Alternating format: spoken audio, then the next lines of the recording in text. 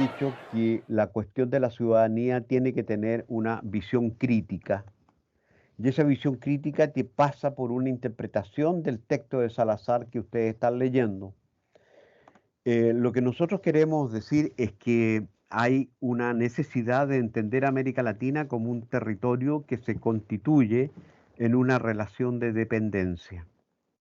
Y esa relación de dependencia entonces configura a América Latina como una historia de poder en donde el Imperio Español establece muy tempranamente una marca institucional, política, que proviene de esas tres cuestiones que nosotros veíamos en la clase pasada, que eran la imposición de una estructura jerárquica, burocrática, militar y religiosa, y que a partir de allí entonces estaba no solamente configurándose América Latina, sino que se estaba de alguna manera también preanunciando la emergencia de un tipo de institucionalidad que va a sobrepasar o a superar la cuestión del feudalismo en Europa y que va a ser nada más y nada menos que la constitución del capitalismo, ya como principal sistema político económico que crea un tipo de institucionalidad que vamos a denominar Estado. Y ese Estado va de consumo también con la otra contraparte que será el mercado. Entonces Salazar, como veíamos en la clase pasada, habla persistentemente de que ahí habría entonces esta expresión bastante sugerente de que emergerían entonces este par de mellizos que son los que acompañan el cuidado, la protección de la imposición de la relación social dominante del capitalismo, cuál es la propiedad privada de los medios de producción. Y por tanto, en esa condición es que surge entonces una clase social en particular, que va a ser entonces la clase social que va a constituirse en el motor de este sistema social, político y económico, y que ya tiene sus avances, ¿no es cierto?, en la Inglaterra de Cromwell, cuando decapitan al rey por ahí en el año 1200, y después va a tener su emergencia potente y muy expresiva en la Revolución Francesa. Eso lo dijimos en la clase pasada, para caracterizar entonces la idea de que lo estamos acá en un mundo interconectado ya desde el siglo XVI, que es en donde comienza a ejercer su dominio el Imperio Español y que ese dominio lo va a ejercer fundamentalmente sobre las tierras ancestrales nuestras, es decir, de América Latina. Y por tanto todo eso nosotros nos tiene que decir que América Latina entonces es un continente indígena que se ve transfigurado por la presencia autoritaria, burocrática, ¿no es cierto?, de este imperio español, que muy rápidamente entonces va a construir unas relaciones de poder, ¿ya?, que van a expresar una sedimentación de una red de institucionalidades para extraer recursos, para extraer excedentes, recursos oro y plata, excedente lo que pueda provenir de la mano de obra que pueda usar en América Latina.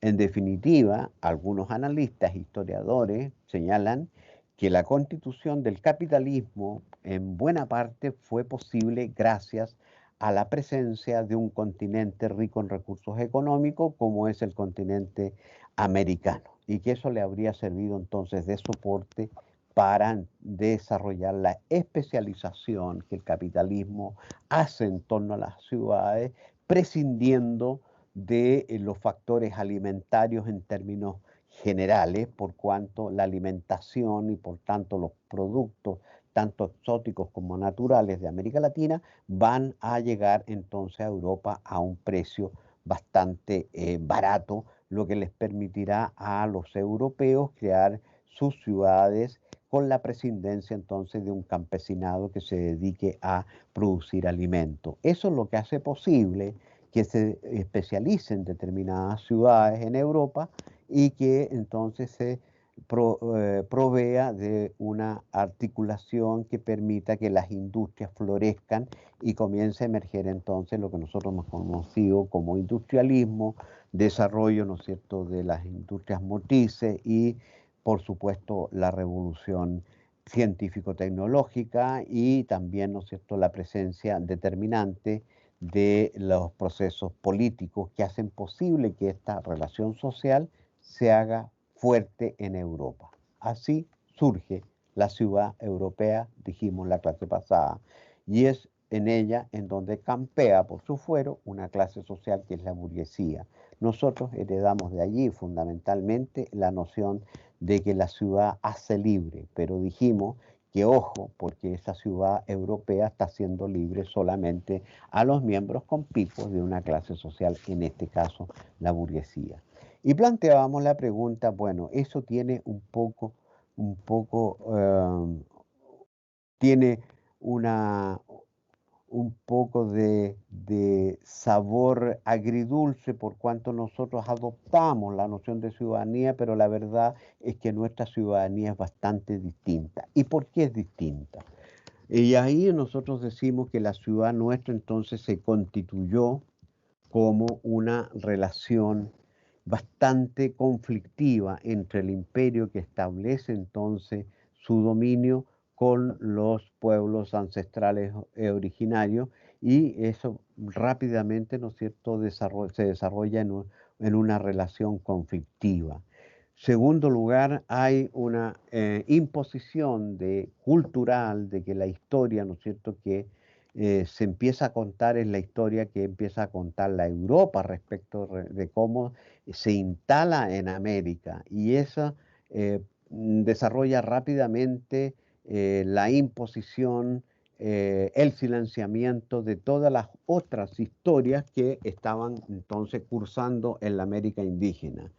E incluso es más, hay algunos que han dicho entonces que tenemos un sinfín de pueblos en América que son pueblos sin historia porque se les fue negado la posibilidad de contar su verdadera historia. Recordemos que los conquistadores, junto con imponer la cruz y la religión, también tuvieron un gran trabajo en quemar todo rastro de otras culturas, ¿no es cierto?, que estuvieran presentes en América, con el argumento de que ellas, ¿no es cierto?, proclamaban una religión panteísta o bien podía asociarse a infieles que podían estar colocando en peligro la unicidad de la religión católica. No olvidemos que estamos en la España católica con Isabel y Fernando de Aragón, que además en ese momento están expulsando a los moros y están expulsando a los judíos.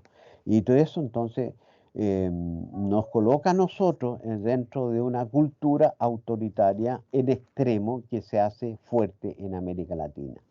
Por tanto, lo que nosotros tenemos que tener claro es que aquí hay una confrontación que no es contada por la historia que a nosotros generalmente se nos enseñó, y que es un poco entonces lo que reivindica Salazar respecto de la necesidad de contar la otra historia, ¿ya?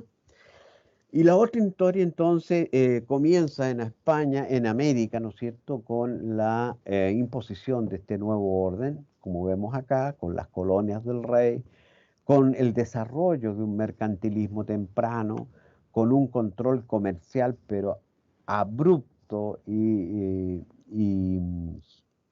absolutamente disciplinario sobre las costas de América, para impedir cualquier relación del continente americano con otros que no fuera España. Hay una moralización, ¿ya?, de todo el continente, y es la Iglesia Católica la que va a colocar los cánones éticos, los cánones morales. Y por tanto lo que nosotros tenemos acá es que este nuevo orden que se impone en América Latina está entonces muy sujeto a condicionamientos y a controles que provienen de esta especial cultura, ¿no es cierto?, autoritaria, que proviene de España, ¿ya? Profesor, Eso por arriba. Por abajo, los que van a venir arriba de los barcos no siempre son parte de la élite dominante en España, sino que se van a embarcar muchos campesinos solariegos andaluces que son parte del gran pueblo analfabeto españolizado o moro españolizado, dado que Fernando de Aragón y Isabel de Castilla han finalmente conquistado las tierras del sur de España, tierras que, como ustedes saben, habían estado siempre en poder por 8 siglos en manos de los moros. Hay una hibridación, hay una nueva configuración social que se constituye, en el caso de Chile, y esto sucede en toda América Latina, en donde están en interacción los pueblos que vienen con la conquista y los pueblos que están de alguna manera resistiendo esa conquista, pero que finalmente negocian. En el caso de nosotros, eso se produce en la frontera del Biobío. Es decir, cuando Pelantaro arremete contra los españoles en 1598, deja a los españoles al norte del río Biobío. Y los españoles, a partir del Parlamento de Quilín en 1641, establecen que al sur del Biobío son tierras mapuches y al norte del Biobío van a ser tierras de la gobernación, ¿no es cierto?, de la Capitanía General del Reino de Chile. Cuando se produce este impas en el borde del Biobío, toda esa zona se va a empezar a cubrir entonces de un intenso mestizaje, que es un mestizaje no solamente biológico, que existió, sino que un mestizaje cultural, ¿ya? Y ese mestizaje cultural entonces va a ser el que va a impregnar a las ancestralidades populares del pueblo de Chile. Y es precisamente ese punto que es muy importante, por cuanto aquí hay entonces una pista muy clave para que nosotros podamos decir, ahí hay culturalmente una cultura mestiza que se va a expresar entonces como capital social.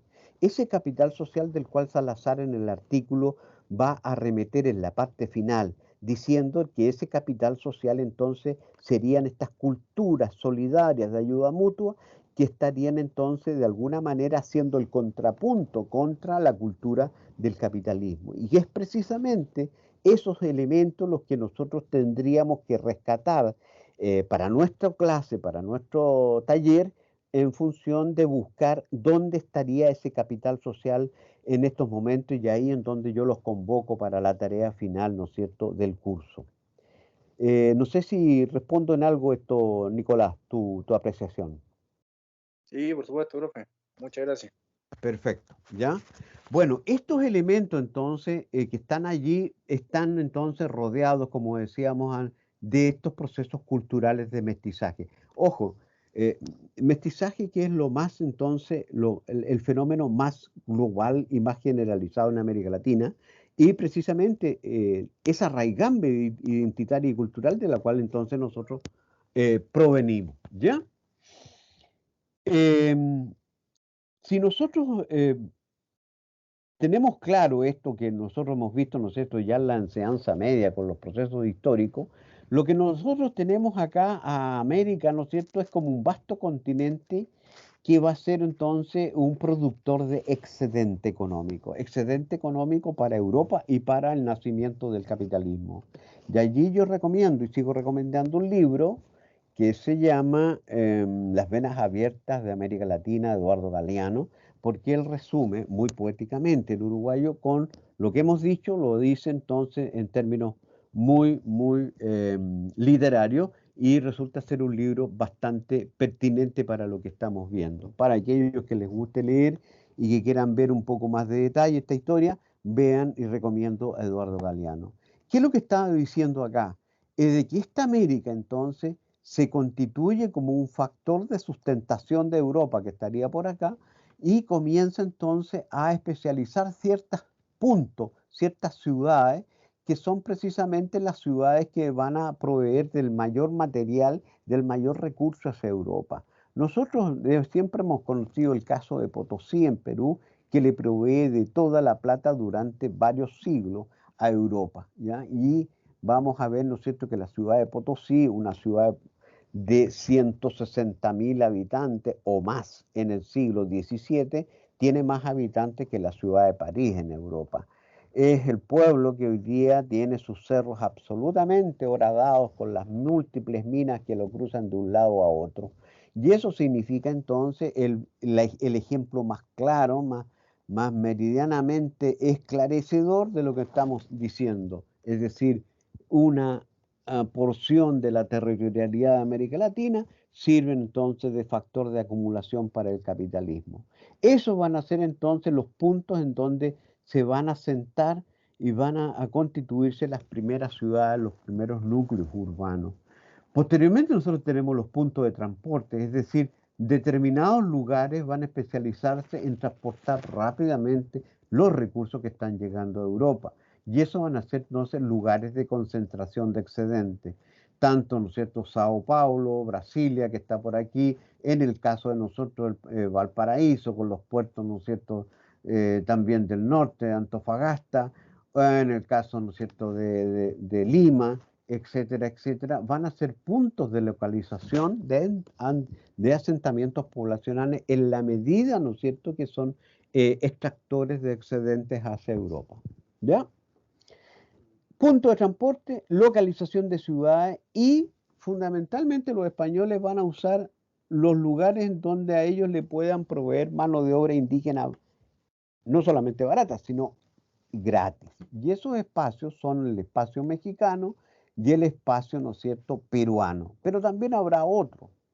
Ustedes habrán visto la película La Misión, en donde se relata la insurrección que hacen las comunidades indígenas, ¿no es cierto?, del Paraguay junto a las órdenes religiosas jesuitas. La Misión, con En las música. cataratas del Iguazú. ¿Aló? En las cataratas del Iguazú. De las cataratas de Iguazú. ¿Quién habla por ahí? Scarlett, sí, perfecto. Es muy Exactamente. linda. ¿Ya? Es muy linda esa Exacto. película, bien histórica. Yo invito a verla, dado que estamos en situación de poder confrontarla con lo que estamos viviendo acá, porque precisamente la película muestra algo de lo que estamos relatando acá. Se llama La Misión, con música de Ennio Morricone.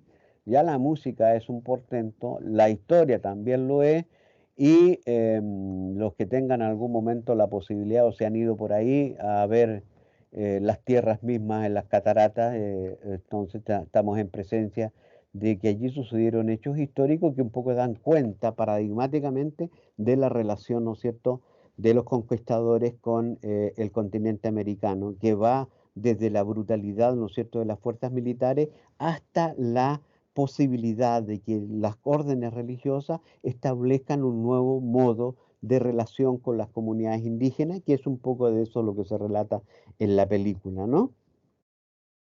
De hecho, en esa película demuestra que la iglesia quería como obligar a los indígenas a que conocieran de Dios.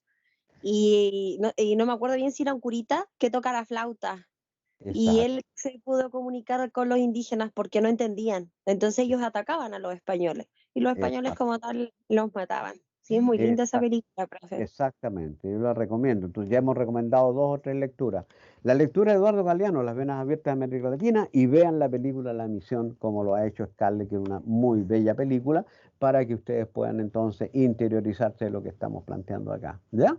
Es decir, otros puntos entonces de concentración de población van a ser precisamente donde se establecen las misiones religiosas. Allí en las cataratas del Iguazú se establecieron, si mal no recuerdo, creo que fueron la orden religiosa de los jesuitas, ¿ya? Y por lo tanto los jesuitas ya tenían una idea de poder constituir el reino de Dios en la tierra y tienen allí entonces la posibilidad de poder desarrollar a cabo sus ideas de una nueva humanidad en estas tierras. Y por lo tanto, esos lugares van a ser lugares de concentración de población. Y por tanto, entonces, lo que estamos diciendo es que eso, más la imposición de fuertes militares, van a ser los puntos con los cuales el Imperio Español entonces se va a apropiar de este continente americano. Esto es lo que es el contexto político social desde 1500 al 1800, ¿ya? En términos coloniales. Y en ese proceso histórico social es que se produce esta mixtura, este mestizaje que nos hablábamos con el cual hablamos a partir de la intervención de Nicolás. Todos estos elementos entonces van a estar construyendo, ojo, nuevas culturas mestizas, nuevas culturas identitarias, de las cuales nosotros somos legítimos herederos, ¿ya? Entonces, cuando nosotros vayamos a buscar el capital social, aquellas costumbres, aquella identidad, aquellos lazos sociales, aquellas relaciones que fundamentan la solidaridad, la ayuda mutua, tenemos que tener presente que eso ha sido un proceso que, estando en las comunidades indígenas, estuvo también muy procesado por estos procesos de mestizaje que estamos relatando acá. ¿Ya? ¿Dudas hasta aquí? ¿Consulta? No, profe. ¿Cómo estamos? ¿Ya? Ujú. Perfecto. Bueno, esto ya en términos más generales, que no tiene que ver necesariamente con lo que nosotros vamos a estudiar en el texto Salazar, sí es el basamento también de tres grandes problemas o tres grandes fenómenos en América Latina y con el cual ustedes como profesionales de las distintas áreas van a tener que lidiar de ahora y para siempre. En primer lugar, vivimos en ciudades hiperurbanizadas, es decir, en aglomeraciones que se constituyen como resultado y producto de estos fenómenos que estábamos explicando. Es decir, el gran problema de América Latina es que rápidamente hay urbes que se constituyen en función de masas campesinas que acceden a la ciudad y que se instalan en los bordes periféricos de, en nuestro caso, Santiago, Lima, Sao Paulo, Río de Janeiro, en donde las masas campesinas que están en relaciones clientelares, burocráticas, autoritarias, producto de la oligarquía hacendal o los patrones de fondo, no encuentran otra posibilidad de salvar esas vallas y cortar esos lazos patriarcales que ya viajando a la ciudad. Piensa que la ciudad les va a dar condiciones distintas.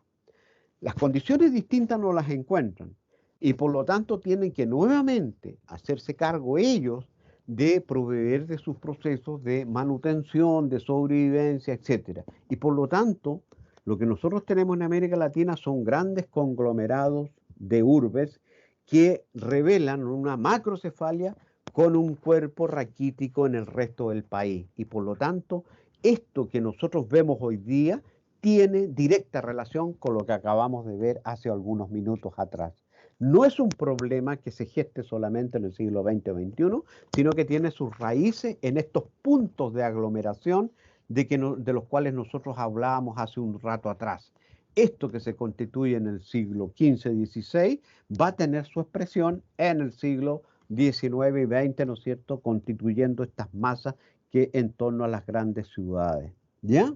Y eso va a provocar entonces que exista desde ahí en adelante una primacía urbana, es decir, lo urbano va a ser primero y por lo tanto la cultura urbana también va a ser primera y se va a desechar lo campesino, se va a desechar lo indígena e incluso el racismo que se constituye muy tempranamente en la relación de España con América, va a tener su expresión también dentro de estas grandes ciudades que primero son oligárquicas coloniales, después son oligárquicas republicanas, con la famosa independencia de nosotros, con O'Higgins y Mateo Torres Zambrano a la cabeza, y después van a ser oligárquicas republicanas, populistas, democráticas a contar de los años 30, y oligárquicas neoliberales hasta el día de hoy en el caso de nosotros, con el agravante, como hemos dicho ya, que nosotros nunca pudimos acceder efectivamente a una democracia completa por cuanto nunca hemos ejercido ese proceso democrático en las condiciones, ¿no es cierto?, que hubiéramos, en las condiciones, ¿no es cierto?, que se plantea que es una democracia. La Constitución del 33 con Diego Portales es una imposición. La Constitución del 25 vota el 49% de los hombres y mujeres que tienen derecho a voto, ya, perdón, de los hombres que tienen derecho a voto, no votaban las mujeres el 25. ¿Y qué decir de la Constitución del 80? ¿Ya? La Constitución del 80 es es el contubernio más grande del cual tenga conciencia la historia política, ¿no es cierto?, del país, de América, yo diría completa. En medio de la dictadura se constituye una constitución que nos rige hasta el día de hoy. Entonces, todo eso entonces tiene que ver con la imposición de una cultura de primacía urbana que entonces tiene su origen en lo que hemos visto anteriormente, pero que produce incesantemente una condición de superioridad para la élite que gobierna esta ciudad. En función de eso y en función de los procesos económicos, vamos a tener una macrocefalia ciudadana urbana en Santiago y vamos a tener regiones entonces absolutamente carentes de los servicios básicos necesarios para poder participar de una democracia. Cuando ustedes me están diciendo, profe, no tengo conexión o mi conexión es mala, es precisamente porque estamos en medio de este fenómeno. Este fenómeno que se constituye en la colonia se cimenta y se profundiza en el neoliberalismo. Y entonces todo lo que nosotros vamos a investigar va a ser cómo, si esto está por arriba, cómo es que entonces por abajo nosotros podemos visualizar aquellos grupos que empiezan a colocar resistencia, movilización social a este proceso, ¿no es cierto?, de 5 siglos de gobernabilidad autoritaria por arriba. ¿Consultas? No, profe. ¿Estamos? Entonces, resumiendo, mal que nos pese, somos herederos de esta tradición. Y esto ya va más bien como resumen. ¿Ya? Pero somos herederos también de la marca española, pero también del mestizaje que se produce a partir de allí. ¿Ya? Lo que tenemos entonces, ya como resumen, es precisamente la aparición de los ambientes eh, urbanos de trabajo en los cuales nosotros nos desarrollamos. ¿Ya? Y en ese sentido, entonces, lo que nosotros vamos a desarrollar es precisamente nuestra capacidad para poder entender estos fenómenos como parte del contexto social y político que es necesario entonces tener en consideración cuando ustedes vayan a la lectura del texto Capital Social Constante, Capital Social Variable. Cuando Salazar está diciendo, aquí hay un par de mellizos, Estado y mercado, que son constitutivos de la relación social del capitalismo, también está situando históricamente estos elementos que yo le he querido contar en esta clase.